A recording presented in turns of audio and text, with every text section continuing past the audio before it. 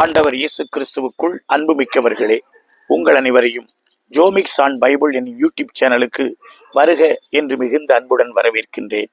நாம் இன்று மூவொரு கடவுள் பெருவிழா வாசகங்களை சிந்தனை செய்யலாம். இன்றைய முதல் வாசகம் நீதிமொழிகள் 8ஆம் அதிகாரம் 22 முதல் 31 முடிய உள்ள வசனங்கள். இரண்டாம் வாசகம் ரோமையருக்கு எழுதிய திருமுகம் 5ஆம் அதிகாரம் 1 முதல் 5 முடிய உள்ள வசனங்கள்.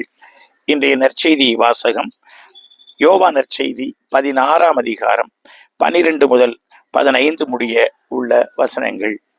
அன்புமிக்கவர்களே, மூவொரு கடவுள் விழா ஒரு பெருவிழா. ஏனென்றால் இந்த மறைபொருள் நாம் சின்ன குழந்தைகளை படிக்கிறோமே, கடவுள் தந்தை, மகன், தூய ஆவி என்று 3 ஆட்களாக இருக்கிறார். மூவரும் 3 கடவுள்களா? இல்லை, ஒரே கடவுள், ஆனால் 3 ஆட்கள். மூவருக்கும் ஒரே ஞானம், ஒரே சித்தம், ஒரே வல்லமை உண்டு என்று நாம் படிக்கிறோமே. இது வெளிப்படுத்தப்பட்ட ஓர் உண்மை. இது நமக்கு வெளிப்படுத்தப்பட்டிருக்கிறது. நாம் இதை கீழ்ப்படிதலோடு ஏற்றுக்கொள்ளுகிறோம். நம்முடைய மனித அறிவினால் இதனை நாம் அறிந்து கொள்ள முடியாது. அறிந்து கொண்டால் அது கடவுள் இல்லை என்று சொல்லுவார் புனித அகஸ்தீனார். அந்த புனித அகஸ்தீனார் கதையை இந்த நாளிலே எப்பொழுதும் நினைவு கூறுவோம். சிறுவன் ஒருவன் கடற்கரையிலே விளையாடி கொண்டிருந்தான். தன்னுடைய பிஞ்சு கைகளால், அந்த ஓட்டை கைகளால் கடல் தண்ணீரை அள்ளி ஒரு குழியிலே ஊற்றி கொண்டிருந்தான். அந்த வழியாக வந்த அகஸ்தீனார், என்னப்பா செய்து கொண்டிருக்கிறாய் என்று கேட்கிறார். அவன் சொல்லுகிறான், இந்த கடல் தண்ணீர் முழுவதையும் இந்த குழிக்குள் ஊற்றப் போகிறேன் என்று. அகஸ்தீனார் கெக்கப்புக்கே என்று சிரிக்கிறார். என்னப்பா சின்ன பிள்ளையா இருக்கிறிய, கடல் தண்ணியை அதுவும் பிஞ்சு கையால் அள்ளி இதில் ஊத்திர முடியுமா? இது தாங்குமா என்று அவர் கேட்கிறார்.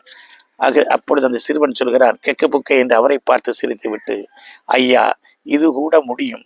ஆனால் உம்முடைய மண்டையில் பிராண்டி கொண்டிருக்கிறதே ஒரு கேள்வி. ஒரு கடவுள் எப்படி 3 ஆட்களாய் இருக்கிறார்? அவர் எப்படி 3 ஆட்களாய் இருக்க முடியும் என்று அந்த கேள்விக்கு உம்மால் பதிலே காண முடியாது என்று சொல்லி மறைந்து விடுகிறான். வந்தது ஒரு தூதர், வந்தது ஒரு இறை வழிபாடு என்று அகஸ்தீனார் புரிந்து கொள்கிறார். ஆகவேதான் சொல்லுகிறார், கடவுள் என்பதை நாம் புரிந்து கொண்டால் அது கடவுளே அல்ல. ஆனால் கடவுள் என்கின்ற அந்த மாபெரும் வெளிப்பாட்டை நாம் அன்பு செய்து அனுபவித்தால் அதுதான் வாழ்க்கையின் நாம் பெறுகின்ற பெரும் பேறு. அவ்வாறு அந்த வெளிப்பாட்டை கீழ்ப்படிதலோடு ஏற்று நாம் அன்பு செய்வோம் என்று அவர் சொல்லுகிறார். இதே கதையை சற்று வேறுபாடுகளுடன் ஆண்டோனி டிமெல்லோ தன்னுடைய ஒரு புத்தகத்திலே இப்படி சொல்லுகிறார். ஒரு யானை குளத்திற்கு குளிக்க போனது. அது ஒரு கோடை காலம். அது மிக நன்றாக நீச்சல் அடித்து குளித்து கொண்டே இருந்தது. கோடையின் வெப்பத்திலிருந்து தண்ணீரை பீச்சி அடித்து தன்னை பாதுகாத்து கொண்டிருந்தது. அந்த யானைக்கு ஒரு சுண்டலி நண்பனாக இருந்தது. அந்த சுண்டலியும் அந்த குளத்துக்கு வந்தது. அந்த சுண்டலி எதையோ தேடியது, கிடைக்கவில்லை. அது கரையில் உட்கார்ந்து தன்னுடைய கால்களை தூக்கி யானையை பார்த்து, யானையாரே, யானையாரே, வெளியே வாரும் என்று அது கதறுகிறது. அப்பொழுது யானை, நான் குளித்துக் கொண்டிருக்கிறேன், வர முடியாது என்று சொல்லுகிறது. சுண்டலி விடுவதாக இல்லை. தன் கீச்சு குரலில் கத்திக்கொண்டே இருக்கிறது. சரி, நண்பன் கூப்பிடுகிறான், வெளியே போவோம் என்று தன்னுடைய பூத உடலை தூக்கி கொண்டு தொடக் புழக் என்று யானை வெளியே வருகிறது. வெளியே வந்து அப்படி நனைந்து சொட்ட சொட்ட நிற்கிறது. சுண்டலி தன்னுடைய 2 கால்களை நன்றாக உட்கார வைத்து முன்னங்கால்கள் 2ஐயும் தூக்கி கொண்டு அப்படியே யானையை மேலும் கீழும் ஏற இறங்க பார்க்கிறது. சரி, போய் குளியும் என்று சொல்லுகிறது. யானைக்கு கோபம் வருகிறது. எதற்கு வர சொன்னாய் என்று சொல்லாமல் போய் குழி, வா போ என்று சொல்லுகிறாயே, காரணம் சொல் என்று அது கேட்கிறது. அப்பொழுது சுண்டலி சொன்னது, இல்லை இல்லை, நான் வெயிலின் தாக்கத்தினால் குளிப்பதற்காக வந்தேன். என்னுடைய உள்ளாடை ஜட்டியை காணவில்லை. அதை நீ போட்டிருக்கிறாயா என்று சொல்லி நான் பார்த்தேன். நீ போடவில்லை. ஷேம் ஷேம், போய் குளி என்று யானையை பார்த்து சொன்னது. யானை வெட்கப்பட்டு குளத்திற்கு போனதாம்.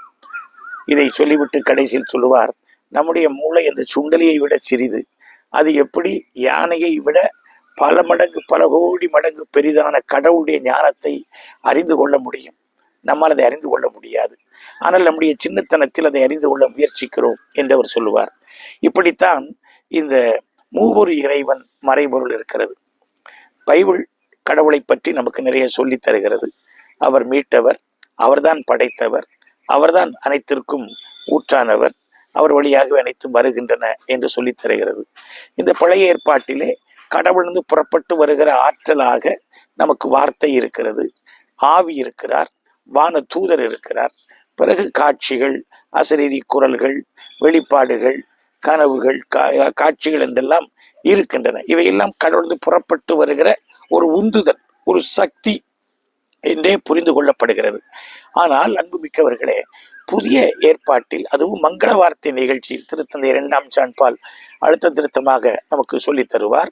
மங்கள வார்த்தை நிகழ்ச்சியில் தான் இந்த வார்த்தை ஒரு ஆழ்த்தன்மை உடையவர், இந்த ஆவி ஆழ்த்தன்மை உடையவர், தந்தை மகன் தூய் ஆவி என்று கடவுள் மூவொரு கடவுளாக இருக்கிறார் என்று முதலாவதாக நாம் வெளிப்பாட்டை பெற்றுக்கொண்டோம்.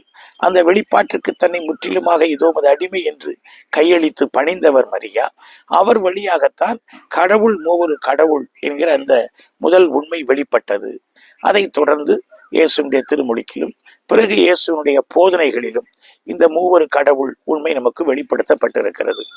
இந்த கடவுள் மூவொரு கடவுளாய் இருக்கிறார் என்கிற உண்மையினை இந்த விவிலியத்தை அடிப்படையாக கொண்டு வளர்ந்த சமயங்களான யூத சமயமும் அல்லது இஸ்லாமிய சமயமும் அல்லது பழைய ஏற்பாட்டில் சில பகுதிகளை மாத்திரமே கொண்டிருக்கிற சமாரியர்களுடைய குழுக்களும் ஏற்றுக்கொள்வதில்லை. அவர்கள் கடவுள் ஏகன், கடவுள் ஒருவர் என்று அவர்கள் ஏற்றுக்கொள்கிறார்கள். ஆனால் கிறிஸ்தவம் மாத்திரம் கடவுள் மூவொரு கடவுள் என்கிற கொள்கையினை, கோட்பாட்டினை, தத்துவத்தினை அது ஏற்றுக்கொள்கிறது, அது பிரகடனப்படுத்துகிறது. கிறிஸ்தவத்தில் எந்த பிரிவாக இருந்தாலும் சரி, அவர்கள் மரியன்னையினுடைய இந்த நம்பிக்கையை, பழைய ஏற்பாட்டில் எவ்வாறு ஆபிரகாம் நம்முடைய நம்பிக்கையின் தந்தையாக இருக்கிறாரோ, புதிய ஏற்பாட்டில் நம்முடைய நம்பிக்கையின் தாயாக ஊற்றாக மரியா இருக்கிறார். அவர் மங்கள வார்த்தை நிகழ்ச்சியில் அனுபவித்த இந்த நம்பிக்கையை நாம் நம்முடைய கோட்பாடாக இன்றைக்கு கொண்டிருக்கிறோம். புதிய ஏற்பாட்டின் மற்ற நூல்கள் இதை நீட்சியாக நமக்கு எடுத்து சொல்லி தருகின்றன. இந்த மறைபொருளான பெருவிழாவை இன்றைக்கு நாம் கொண்டாடுகிறோம். இன்றைய முதல் வாசகம் அன்புமிக்கவர்களே, நீதிமொழிகள் 8ஆம் அதிகாரம் 22 முதல் 31 முடிய உள்ள பகுதிகள். இந்த பகுதி யூதர்களுக்கும் இந்த பகுதி கிறிஸ்தவர்களுக்கும் இறையியல் கண்ணோட்டத்தில் மிகுந்த முக்கியத்துவம் பெறுகிற ஒரு பகுதியாகும். விஸ்டம் எனப்படுகிற இந்த வார்த்தையை எபிரேய மொழியிலே ஹோக்வாஹ் என்று அவர்கள் அழைக்கின்றார்கள். விஸ்டம் தன்னுடைய தொடக்க நிலையில், ஞானம் தன்னுடைய தொடக்க நிலையில் எப்படி இருந்தது, அதாவது படைப்பிற்கு முன்பாக எப்படி இருந்தது என்பதனை இந்த பகுதி நமக்கு விளக்கி சொல்லித் தருகிறது. அன்புமிக்கவர்களே, இந்த இடத்திலே நாம் தெரிந்து கொள்ள வேண்டிய சில முக்கியமான கருத்துக்கள் இருக்கின்றன. படைப்பு என்பது ஏதோ திடீரென்று உருவான ஒன்று அல்ல. அது ஞானத்தின் வழியாகவே, கடவுளுடைய ஞானத்தின் வழியாகவே, ஞானம் தருகிற ஒழுங்கு, அழகு, அதனுடைய வடிவு, இவற்றின் வழியாகவே படைப்பு நமக்கு கிடைத்திருக்கிறது. ஆகவே இந்த பிரபஞ்சத்தின் பின்னணியில் ஞானம் இருக்கிறது. நாம் இந்த இயற்கையை பார்க்கிறோம், இந்த உலகத்தின் ஒழுங்கு, அறநெறி, பண்புகளை பார்க்கிறோம், இந்த உலகத்திலே மனிதர்களை பார்க்கிறோம், அவருடைய இதயங்களை பார்க்கிறோம். இதன் பின்னணியில் ஓடுகிற ஒரு அருமையான ஒரு ஊற்றாக ஞானம் விளங்குகிறது என்று இந்த பகுதி நமக்கு சொல்லித் தருகிறது. ஞானம் என்பது அகிரிணை பொருள் அன்று, அதுவே ஆளாக இங்கே உருவகிக்கப்படுகிறது. இங்கே இது பெண்பால் எபிரேய மொழியிலே. ஆகவே இது ஒரு பெண்ணாக உருவகிக்கப்படுகிறது. ஞானம் வெளியில் முழங்குகிறது, தன் குரலை எழுப்புகிறது. அதற்கு இணையாக கூறத்தக்கவை எதுவும் இல்லை. உன் அரும்பொருள் எதுவும் அதற்கு நிகராகாது. அதன் வழக்கை நீடித்த ஆயுளை அருள்கின்றது. அதன் இடக்கை செல்வம் மேன்மையும் கிடைக்கச் செய்கிறது. இஞ்ஞானமே கடவுள். இதை தேடி அடைந்தோர் பேறு பெற்றோர். 3ஆம் அதிகாரம் 13ஆம் வசனம் என்று ஞானத்தை குறித்து இந்த பகுதியானது எடுத்து சொல்லி தருகிறது.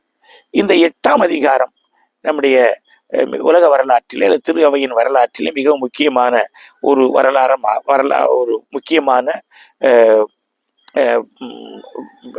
வெளிப்பாடுகளை வெளிப்படுத்திய ஒரு பகுதியும் ஆகும். அன்புமிக்கவர்களே, ஆரியூஸ் எனப்படுகிற பிதற்றல் கொள்கையை பேசிய அந்த ஒரு இறையியலார் என்ன சொல்லுகிறார்? பாருங்கள், ஞானத்தை கடவுள் படைத்தார். இது கிறிஸ்துவை முன்குறிக்கிறது. ஆகவே கிறிஸ்து கடவுளால் படைக்கப்பட்டவர் என்று அவர் இந்த வசனத்தை வைத்துத்தான் அவர் தன்னுடைய கோட்பாட்டை அவர் பேசுகிறார். திரு அவை அந்த கோட்பாடு தவறு என்று சொல்லுகிறது. இதை வார்த்தைக்கு வார்த்தை நாம் விளக்கம் எடுக்கக்கூடாது. அப்படியே லிட்டரலாக நேரடியாக இந்த வார்த்தையை நாம் பொருள் கொள்ளக்கூடாது என்று அது அவருடைய கருத்தை மறுத்து விடுகிறது. ஆனால் இங்கே சொல்லப்படுகிற இந்த ஞானம் திருச்சபையினுடைய முன்னாள் முதன்மை இறையியலாளர்களாகிய ஜஸ்டின் மறைசாட்சி, ஐரேனியூஸ் ஆகியோர் என்ன சொல்லுகிறார்கள்? இது கிறிஸ்துவை முன் குறிக்கிறது. அதாவது லிட்ரல் சென்ஸ், நேரடியாக அல்ல, மறைமுகமாக இது கிறிஸ்துவை முன் குறிக்கிறது என்று அவர்கள் சொல்லுகிறார்கள். ஆகவேதான் புதிய ஏற்பாட்டிலே இயேசுவே ஞானம் என்கிற ஒரு அழுத்தம் பெறுவதை நாம் பார்க்கிறோம். மத்தேயு 11:19, மத்தேயு 23:34 மிகவும் சிறப்பாக இயேசு கடவுளின் வல்லமையும் கடவுளின் ஞானவுமாய் இருக்கிறார் என்று திருத்துதர் பவுல் கொரிந்தியருக்கு எழுதிய முதல் திருமுகம் 1 அதிகாரம் 24 அவர் சொல்லுவார். கடவுளின் செயலால் நமக்கு ஞானத்தின் ஊற்றாக இயேசு விளங்குகிறார் என்று 1 கொரிந்தியர் 1:30 பவுலடியார் அழகாக சொல்லுவார். மேலும் அதே பவுலடியார் நமக்கு சொல்லுகிறார், வானத்தை கடவுள் நிலைநிறுத்தின போது நான் அங்கு இருந்தேன், பூமிக்கு அவர் அடித்தளமிட்ட போது நான் அவர் அருகில் இருந்தேன். 8 அதிகாரம் 27 முதல் 30 முடிய உள்ள வசனங்கள். மேலும் இதே கருத்தை பவுலடியார் கொலோசையர் 1:16-17 அவர் சொல்லுவார், அனைத்தும் அவரில் உண்டாயிற்று, விண்ணில் உள்ளவை மண்ணில் உள்ளவை அனைவரும் உண்டானது அவரிலேதான் அப்படி சொல்லுவார். இயேசுவின் ஞானத்தை படைப்புகளிலே நாம் காணுகிறோம். படைப்பு கடவுளாகிய தந்தையோடு இயேசுவையும் இணைத்து நாம் தொழுகிறோம். இஞ்ஞானமே வார்த்தையாகி இஞ்ஞானமே மறுகூறு எடுத்து நம்மிடையே வந்தது என்பதை நாம் உணர்கிறோம். என்னே இறைவனின் ஞானம். ஏதாவது நமக்கு புரிகிறதா? ஆனால் இதிலே ஒரு நூலிழைதான் கொஞ்சம் தவறுதலாக நம்ம இதை புரிந்து கொண்டால் ஆரியூஸுடைய அபத்தத்திலே போய் விழுந்து விடுவோம்.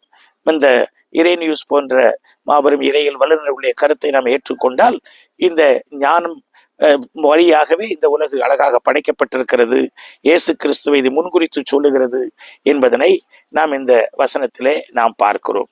மேலும் இந்த வசனம் நம்மை ஒருபடி மேலே இட்டு செல்கிறது. தூய ஆவியாரே, அவருடைய ஞானமே நம்மை கடவுளின் பால் இயேசுவின் பால் இட்டு செல்லும் தன்மை கொண்டது என்பதையும் அது நமக்கு சொல்லித் தருகிறது. ஆகவே இன்றைய முதல் வாசகம் இறையியல் அழுத்தம் நிறைந்த, இறையியல் ஆழம் நிறைந்த, இறையியல் பொருள் நிறைந்த ஒரு வாசகம். அந்த வாசகம் நமக்கு சொல்லித் தருகிற படிப்பினை என்ன? நாம் ஞானத்தை தேட வேண்டும். ஞானத்தை தேடுவது வெறும் அறிவிற்காக அல்ல, மாறாக கடவுளோடு, கடவுளுடைய திட்டத்தோடு, சித்தத்தோடு, கடவுளுடைய ஒரு எதிர்நோக்கோடு நாம் ஒரு அழகான வெற்றியான ஒரு வாழ்க்கை வாழ என்று அது நமக்கு சொல்லித் தருகிறது. இந்த கடவுளுடைய ஞானம் நமக்கு மகிழ்ச்சியை, நமக்கு கடவுளோடு ஒரு உறவை நிறை மகிழ்வை அது ஏற்படுத்தி தருகிறது. ஆகவே இந்த வாழ்க்கை பொருளுள்ளதாய் இந்த ஞானத்தினால் மாறுகிறது என்று. ஆகவே இந்த ஞானத்தை கொண்டு நாம் இந்த விழிகளை திறந்து உலகினை நாம் பார்க்க வேண்டும், படைப்பை பார்க்க வேண்டும், கடவுளுடைய செயல்களை பார்க்க வேண்டும், மீட்பின் வரலாற்றை நாம் பார்க்க வேண்டும். அனைத்தையும் பார்த்து நாம் ஆச்சரியப்பட வேண்டும். அந்த கடவுளிலே நாம் முழு நம்பிக்கை கொள்ள வேண்டும் என்பதனை இந்த வாசகம் நமக்கு கோடிட்டு காட்டுகிறது. இன்றைய 2ஆம் வாசகம் ரோமையருக்கு எழுதிய திருமுகம் 5ஆம் அதிகாரம் வசனங்கள் 1 முதல் 5 முடிய உள்ள பகுதி. இந்த பகுதியிலே பவுலடியார் நமக்கு கடவுளுக்கு ஏற்புடையவராதலால் விளையும் பயன் என்ன என்பதை அவர் விளக்குகிறார். அதற்கு முன்பாக கிறிஸ்துவோடு இணைந்த நிலையில் நாம் புது வாழ்வு காண்கிறோம் என்கிற குறிப்பினை அவர் சொல்லுகிறார். நாம் இப்பொழுது எதிர்நோக்கின் திருப்பயணிகள் என்கிற தலைப்பில் 2025ஆம் யூபிலி ஆண்டினை கொண்டாடி கொண்டிருக்கிறோம்.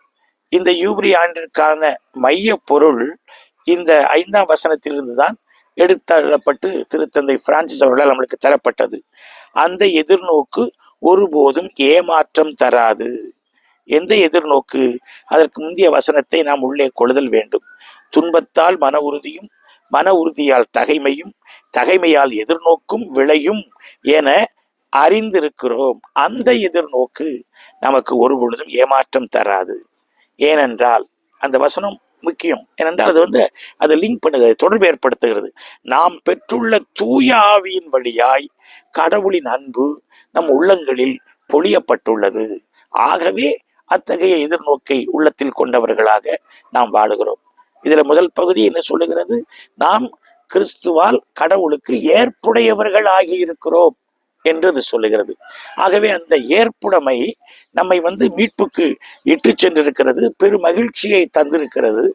நமக்கு முதல் வாசத்துல பார்த்ததை போல அந்த ஒரு மன நிறைவு, ஒரு பூரண, ஒரு ஆசம், இந்த உலகத்தை, கடவுளுடைய மீட்பின் திட்டத்தை, செயல்பாடுகளை வியந்து பார்க்கிற அந்த ஒரு புருவத்தை உயர்த்துகிற அந்த ஒரு மன நிறைவை தந்திருக்கிறதே, அதைத்தான் இங்கே கிறிஸ்து நமக்கு தந்திருக்கிறார்.